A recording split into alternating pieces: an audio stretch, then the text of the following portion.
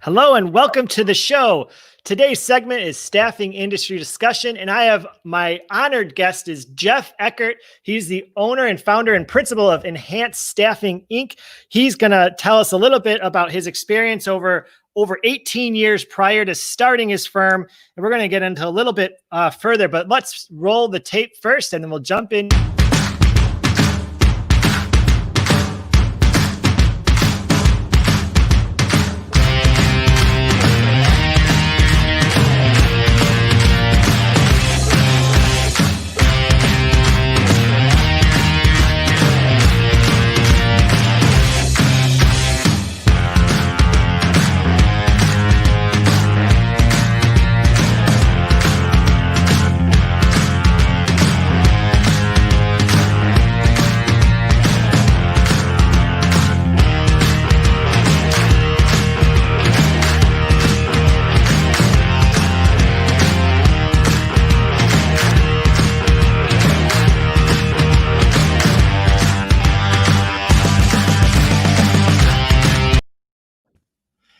All right. I love that introduction. And again, this is Matt Klinsky. I am your host today. Let me tell you a little bit about Geoff before I bring him on the show. Geoff is considered by many as the Dookie Howser of staffing. He started in the industry in 1998. He isn't, that old, but at the same time, he's had so much experience in the industry itself. He'll tell us a little bit about how he got into the industry and all of the stories and downturns he's faced over the past 20 plus years of being in staffing. But I wanted to let you know that he spent 18 years with one of the largest staffing firms, growing that unprecedentedly within that organization. And in 2017 is when he started Enhanced Staffing. He has a beautiful wife who they've been married for almost longer than his staffing career. So they've been married for a long time. They have a beautiful 3-year-old son. Without further ado, let me bring on Geoff onto the show. Hello, hey, Geoff. How you doing? Great. How are you today? I'm doing excellent. I'm here in El Dorado Hills, California, and glad to be on. Well, thank you for being on as our guest. It's been a wonderful journey with, watching you over the past 3 years kind of growing. I was wondering if you could just give our listeners just a little bit of backstory about how you got involved, because your story is fascinating in terms of starting out, as a baby recruiter right out of college and then growing over the years. Right. Yeah. So I graduated from Sacramento State University in 1998 with a degree in communications. Needed to get out of my parents' house at that point and didn't know where I was going to end up going, but I knew I had to get a job. So long-term career started. So I went to a job fair in Sacramento, put my dad's suit on. Might have looked a little bit small on me. Is your dad bigger or shorter than you? He's smaller than me. He's done like 9 Ironman, so he lost any weight that he had to shed. Okay. So it was probably an old suit at that point. But anyways, went to career fair.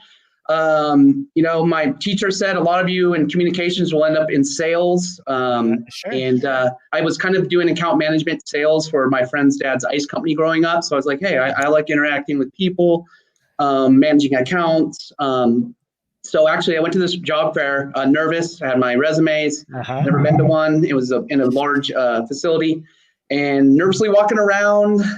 Not a lot of the booths were, real friendly, saying, hey, why don't you come talk to us? So I was like, great, this isn't going well. And I came across a booth. It was a company called Onsite Energy Services, and it's a subsidiary of Aerotech at the time. What was different about them, they kind of reached out to me and kind of pulled me in and say, hey, can we look at your resume? Kind of interviewed me on the spot. I didn't know anything about recruiting at the time. And things went well there, and they asked me to come down to the Bay Area office, which I was like, oh, Bay Area, I'm in Sacramento, but hey, why not? Hey, you got a job, right? That was a job. Exactly. I was like, hey, anything to get a job, and I've been in Sacramento. It might be cool to check something new out. So went down, interviewed, and they said, great, you're hired. It was $27,000 salary back then. Yeah, big money, big money. Yeah, for me, it was like $1 million. So I was like, great, let's do this. And I ended up starting 2 weeks later. Your story is one that has that foundation of greatness. You were starting in 8th grade, working this ice company, and you were probably, not legally working, not paying taxes, but still learning work ethic. Do you think that, starting at a young age really formed your work ethic, how it affects it today? Absolutely. I mean, actually, I had paper routes before that in elementary school where we actually got on our bikes in the rain and we had to go deliver the paper, rain, shine, before school. But yeah, just that in itself helped with my work ethic. And I always hung out with an older crew, and they were always like, Geoff, you're going to go play football. I was like, great. I don't watch it. Let's do it. I signed up for football. And through that, I learned a lot of work ethic. You couldn't be late. You couldn't show up and be lazy. Yeah. And then they're like, hey, you're going to go work at the ice factory. And I was like, cool. They would give me a ride downtown. I was actually a W-2 employee. It was like, I had my temporary work permit, summers or whatever when I was out of school. Okay. See, when I got my job, when I was working at 12 and 13, I was just getting cash only. So I was under the table completely. Exactly. But yeah, it was my friend's dad owned the company and you don't want to let him down, right? So, and I worked every weekend through high school. Didn't matter if I was up until 1 a.m. I had to be downtown, which is about 25 miles from where I lived by 7 a.m. To load up the truck. So yeah, there's something about getting that first job out of college in the staffing and recruiting industry that just creates that work ethic as well. I'm sure you were one of those people that maybe you didn't know exactly what you were going into, so you're open to opportunities. And then this opportunity came and you just said yes. So many great things in life happen when you just say yes sometimes. What was that like, telling your parents, hey, I'm going into this company called recruiting and staffing? Did they know about it or? I didn't know about it. I had explained what I was doing after I got in there for a few days. It was very exciting. Actually, I mean, right off the bat, I ended up having to get a clearance to work on site. We worked at the Lawrence Livermore Labs in a trailer, and we're staffing engineers for a lot of their different projects. So I was like, what did I get? What am I doing? All of a sudden, it was like my world went upside down. A big thing for me was when I got in there that first week, I talked to you a little bit about it, is this was 1998. The internet was kind of taken off, but it was old school. We had pagers. I don't think we even had cell phones really. My first job rec order was for a CAD design, very technical CAD designer for one of the labs, very specific niche skill set. And to recruit on the position, we didn't go on Monster or a different LinkedIn or whatnot. Yeah. They sent me to a file cabinet with that was their mechanical engineering resumes and said, here you go, just start calling people and networking. And actually, I filled this position my first weekend that was open for several months. And that's where I was hooked and said, hey, I could do this. So that's where your superstardom began. That's where it all began, huh? I think just not knowing sometimes and just, if they told me it was a hard position, I might have been more hesitant, but it was like, hey, here's the resumes. Just start calling people I didn't know any better. And I actually found a guy that was in Santa Cruz and the job was in Berkeley and he was willing to move. And that was kind of my first, success. And you were hooked after that, I bet. I loved it. Yeah, it was great. And that's kind of how I got in there. And do you remember that guy's name? Do you remember do you remember that guy's name? I wish I did. I do. I'll be honest, I don't. But I remember the conversations and everything. I remember I was so excited getting off the phone with this guy actually, because I took a chance. Like the job was probably 80 miles away from where it was. And I took a chance calling. It was an old resume. Yeah. And I just called. It was probably even 4 years. His last job on the resume was 4 years from when I started calling him. And he's like, absolutely, I have no tie downs and I'm looking. So I just remember being so excited. And I remember the guy I first placed, and it was actually it was a CFO controller type position when I owned Superior Business Staffing. So before all of this traditional staffing firm, but you always remember that first placement where you're like, holy crap, I'm going to get some money from this. Yeah, it was great. I actually ended up within those first 3 years, I actually ended up being an accountant, getting promoted. I managed some of our large DOE sites, and I grew one of the accounts from like 20. We had 20 technicians and engineers on site to over 80, and they actually gave us an office, me an office on site to work out of part-time. Were you working that much harder, or were you just a little bit of different skill set to read people? Because emotional intelligence and reading people is just something that's inherent. You can't really train it sometimes. It was really about always looking, constantly. I knew these skill sets. I knew if I saw a resume, whether I had an opening right now or, in the future, as we all know, we build a pipeline. So I always had a good pipeline of 3 to 5 candidates that I knew my client would want to hire. And that's, it was, usually I try to have a couple of people lined up if I got a call, like we need another, vacuum pump technician. I probably have 3 or 4 guys that I've been talking to already. So yeah, one of the things that I think makes enhanced staffing so unique in the industry is the fact that you have that essentially foundation of 18 to 20 years of industry ups and downs. And so now when you started your business in 2017, you kind of had a built-in, memory of all those things that happened over the previous 20 years.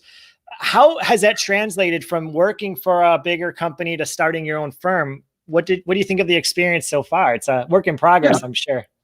So absolutely. So when I dove in and said I'm going for it, obviously I had a base of experience, but I didn't have experience with starting a company, or I don't have a business degree. So I mountain bike with my buddy, and he owns an IT consulting firm that does really well. He was kind of my mentor. You need to go down to the Secretary of State and get your license, your name, fictitious name. So with all that, he helped me get that part set up. But then it was like, okay, we got to go get business. So from the get-go, I've been through a few downturns, and I'm kind of like, where do I want to take this thing? And I really looked at clients or companies that I knew if there was a downturn, they're most likely going to continue hiring. So we built I feel like I don't have I didn't start trying to solicit a million companies. I just need, 10 good companies that, I feel like are going to be around. They're supporting telecom or construction. I place inspectors for bridges in New York City, to project managers working on electrical transmission projects,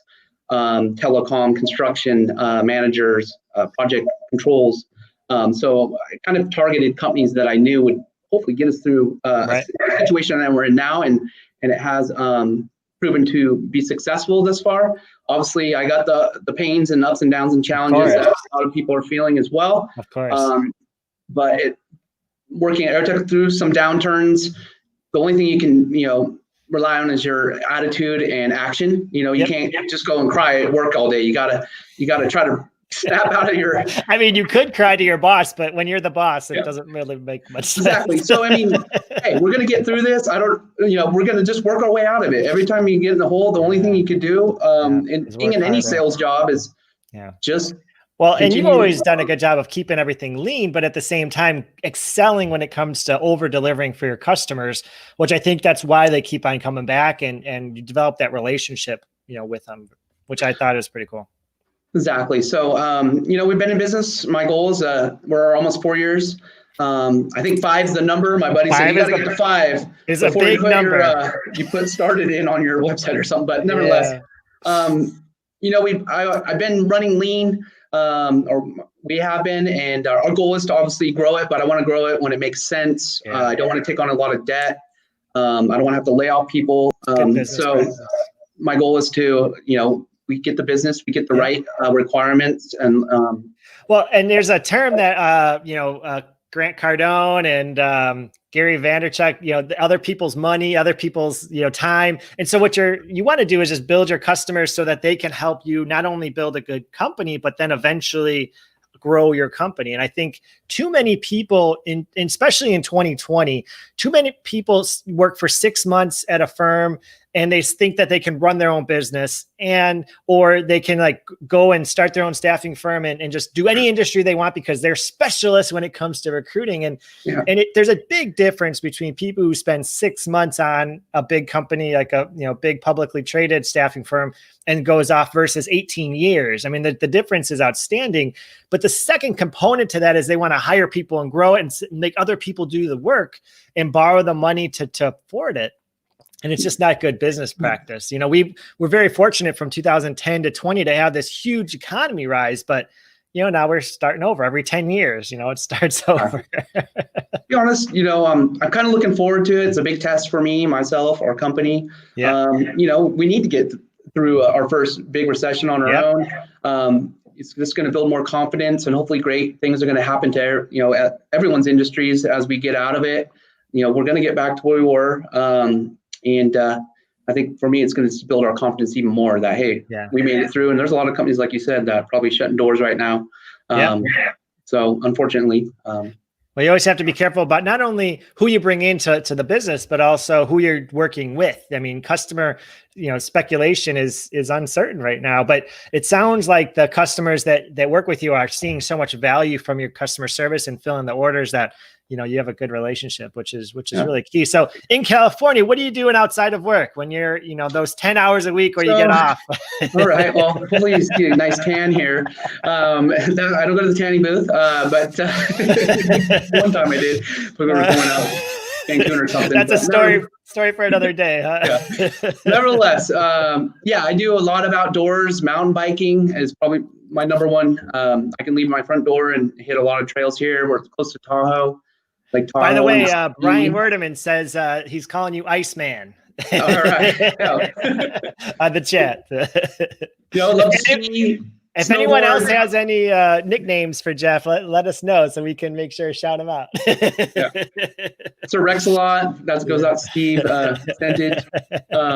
He's probably watching. Anyways, outdoors is what we do here. It's why it would be hard to leave, even though there is a lot of economic challenges of living in California. There's always a lot of great things too. We got a little camper last year with Colton. Cool.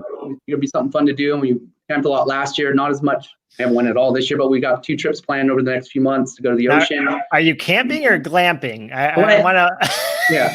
Camping was when you're in your 20s, but when you're in your 40s and you have a 3-year-old, glamping works out much better. I'll tell you that. You can put them in the bed. It is nice. You put them in the bed and you have the windows open. Then you go outside and you enjoy the fire. There you go. Does he like playing in the dirt and getting dirty and riding dirt bikes like his dad? He knows more about excavators than I do, tractors, HEO. And he's on the Strider bike. He's already in bike parks. So I'm joy to my heart that he'll be a mountain biker as well. I mountain bike race as well. So I started BMX racing when I was 5-6 years old. So really, you started that young? I guess you have to. Maybe I was like 6 or 7. I quit baseball because I realized I was not that good. And then started you have to build in that thrill seeking. That when you're going downhill on a bunch of rocks, you have to be able to navigate that very early in life.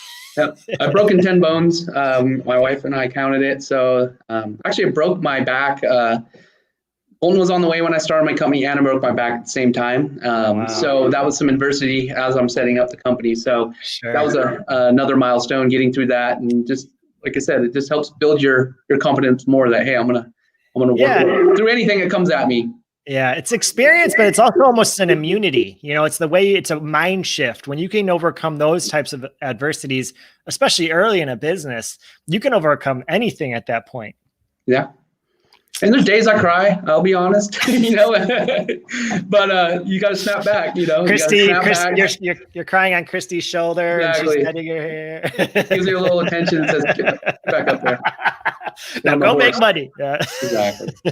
So what are you guys placing these days? What's your the other thing I wanted to ask about was you were so entrenched in certain industries when you were working for a company. And now when you started your own, what was it like kind of shifting in terms of the focus of industries that you're working on? When I started, I had a non-compete, so obviously I couldn't just start calling all the companies I work with, and I wanted to keep that fair and not get Aerotech obviously mad at me. So anyways, I found companies that maybe I worked with a long time ago, or certain industries I worked with, I knew the skill set. So a lot of the skill sets that I place are project managers, project controls, electrical engineers. And so those skill sets can transfer across a medical device company or someone that's so trying to find transferable skill sets that I knew and that I can place across a telecom company, regular construction company. A superintendent could be a superintendent for a construction company or possibly a renewable energy company. So trying to build off the skill sets I knew and the industries that I felt they would be able to cross. So if I had a candidate, I can maybe show them to 3 different industries and they all might hire them. So. No, that's a way to go about it for sure. So tell the followers and our listeners, what drives you in terms of staying in staffing and recruiting? What is it about staffing and recruiting that really makes you kind of fill up with energy? Because I know you have your outdoors activities that really probably give you a lot of physical and mental and emotional support, helping you build you up. But what is it about the staffing and recruiting that still kind of keeps you excited about it? Yeah. If you can get through 2 years in staffing, that's a big milestone. It is very challenging. You're working with people. You're not selling a pen. Your person can throw a curveball at you at any moment. So you got to kind of grow thick skin, but also still like people. So if you can still like people and they turn down the offer that you worked on for 3 months, those things happen. But nevertheless, I kind of think of it like is the best job and maybe the worst job. One day it could be. So I like the ups and downs. It keeps it exciting. Yeah. It's exciting. There's a lot of ups and downs. It's not for me. I need I need that. I like being aggressive, mountain bike racing or extreme sports where you get that rush and sales and working with people. I like to hunt. That keeps me in there. So I always recruited, even though I was promoted as account manager at my former company. I had recruiters working for me, but one thing that I always kept my recruiting game sharp, and so I could teach the recruiters that I would hire and say, hey, this is how you find the person, right? When they tell me I don't got anyone. So I still like the hunt of the sale and the recruiting. So that is another great skill set to have, especially as you go out and start your own business, is don't get too far away from the recruiting of the business, of the candidates, because so many account managers can blame their recruiters for not filling orders. And at the same time, they should be blaming themselves probably because they're not teaching. Exactly. And that was my philosophy is like, hey, if they're going to tell me they can't find someone, a lot of times I would say, well, what about this person? Where'd you find that person? Well, he was kind of probably right there in front of you and you just didn't look. So not trying to brag, but just trying to teach them, I guess, pulling the cart instead of just pushing the recruiters, definitely. And that's where you get their buy-in. They want to work for you because they know, hey, if I don't get this person, Jeff's going to, and he's got other things he's got to do, right? So. All right. So here's the $1 million question. When are you going to start your next band? And when are you going to get your next record label started? Because this is crazy. Can you tell the story of your record jamming days? Yeah, I'm sure anyone at Aerotech's rolling their eyes because I always bring it up. Why not? I think clients like it. A lot of times I'd have clients end up talking about music more than they would say, oh, wait, we need to talk about business. So I think I kind of hit it at first. When I started, I was a little hesitant to say, hey, I'm in this band. We like our hair up and we're doing these shows. I kind of hit it, but as I got closer to signing a record deal, I was actually at my first job as a recruiter for 3 years, doing very well. And I started a band for fun, and we got on the radio in San Francisco on the biggest rock station. Cool. So that's kind of part of this whole process. Next thing you know, we had a couple record deals on the table. Actually, my recruiter at the time, who is very senior level at Aerotech still, he was my recruiter, and he was my soundboard. Like, hey, what am I going to do? I got this record deal.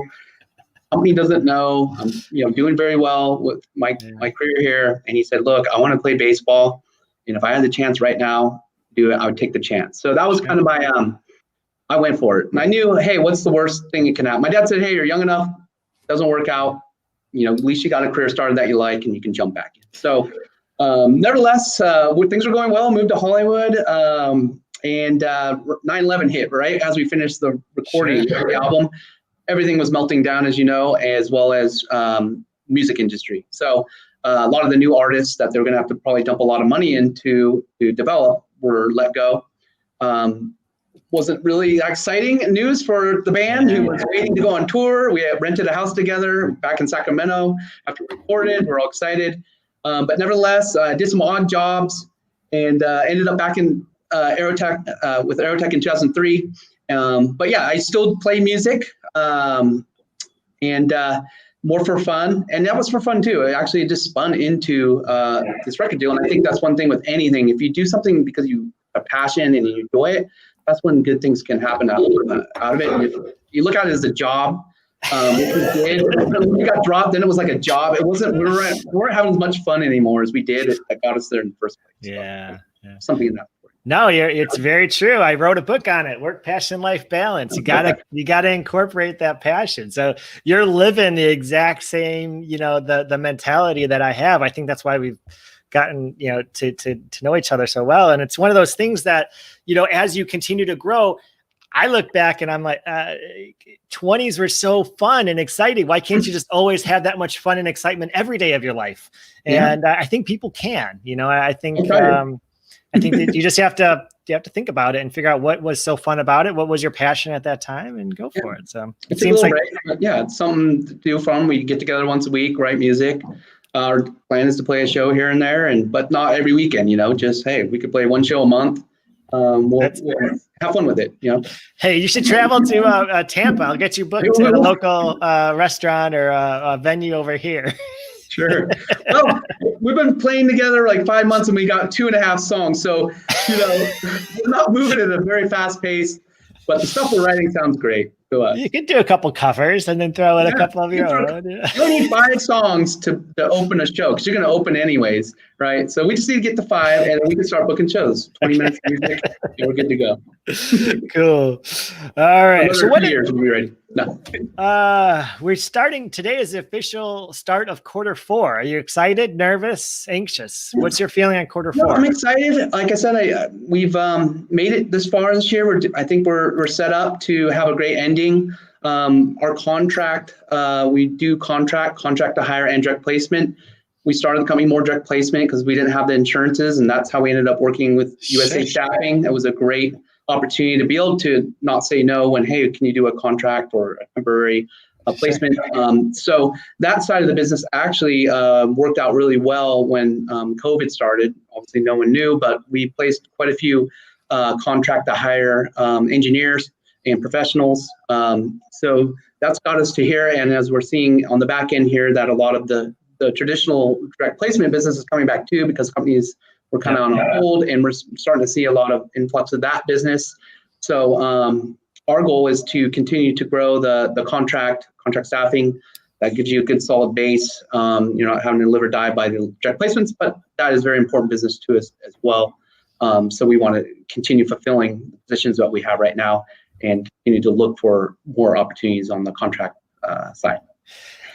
Yeah, I mean, I think that's general trend across the whole country in various, branches and authorized dealers and staffing firms throughout the country are kind of that same mental state, which is, okay, before we were able to count on those 1 to 2 perm direct hire placement, maybe more, but whatever that number is, and now we can't really count on it, but we can. It might not be November, it might be December, it might be January. It's coming back.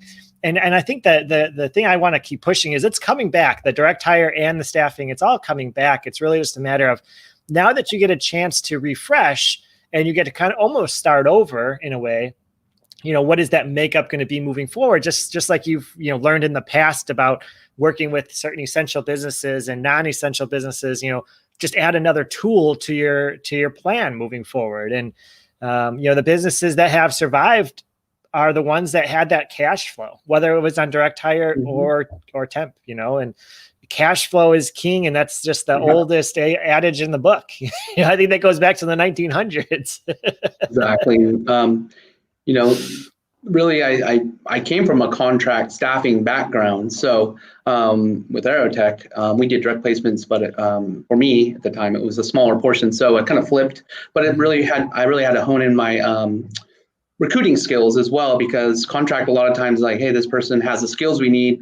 We just need them to do this work. Where if it's a direct placement, they want to make sure it's a top-notch candidate that's going to be there for 10, 20 years, right? So, and that was kind of good for me to really have to hone in on being a good direct placement recruiter along with the contract. Yeah, I mean, a lot of people got into recruiting direct hires in 2019 when it was 30%, super high rates. But it's a different skill set now. And so I think and it goes back to the idea of the longer you're in the industry, you develop these little skills, and in January, it was a 2% unemployment rate. Now it's a 9% unemployment rate, but still it's a different skill set, even from 6 months ago. And if you can't adapt, if you can't adjust to what the employees are looking for and what your customers are looking for, you just can't keep up, and I think that experience builds on itself. And it really makes you stand out compared to your competitors. I mean, it's really just, it almost gets to the point where your competitors are not competitors anymore. And once you have that foundation of experience that you can rely on. Yeah. I mean, one thing that I found is a lot of the industries that I recruit for, it's still hard to find the candidates. So it hasn't really loosened up. I understand there's probably a little bit of that, even in what I do, but for the most part, these skill sets have been hard to find. People have not wanted to let go of these skill sets that we focus on. So that's where we do have to be experts in finding top talent. And you have to pull them away from other competitors to. We do that, yes. I think the post and pray method honestly does not work for me a lot. I might get lucky every once in a while, so I really have to go out and hunt these people and see if they're interested. Very good, very good. Geoff, is there anything else you want to talk about today? I'm going to end by showing everybody your website, and you can talk through your website. But is there anything else you kind of wanted to talk about in terms of where your business is going, or anything else going on with you? No, just if you have needs out there, both on the you're looking for a job or you're a company looking for people, keep us in mind. Check out our website, and we'll kind of explain the different areas that we construction, engineering, IT, administrative or professional, and keep us in mind. Check out our website. We fill positions in Massachusetts, New York City, Washington, Oregon, California, Nevada. So we can help you pretty much anywhere. So if you let us know, give us a call. And your website, enhancedstaff.com. Yes, and it is enhanced staffing as well. It should work under both. Okay. I had to buy someone owned the domain, so I bought it eventually. So we do have both. And what's the best way for them to contact you? Is it through social media, or do you want them to call or contact? Yeah, our phone number should be right there on the website, or through LinkedIn's fine, either or my email. So one thing I get in trouble with is I'm always working. So my wife, but she knows it's part of what we do. So very good. Well, Geoff, thank you very much for taking the time out of your busy day to jump on and be our guest.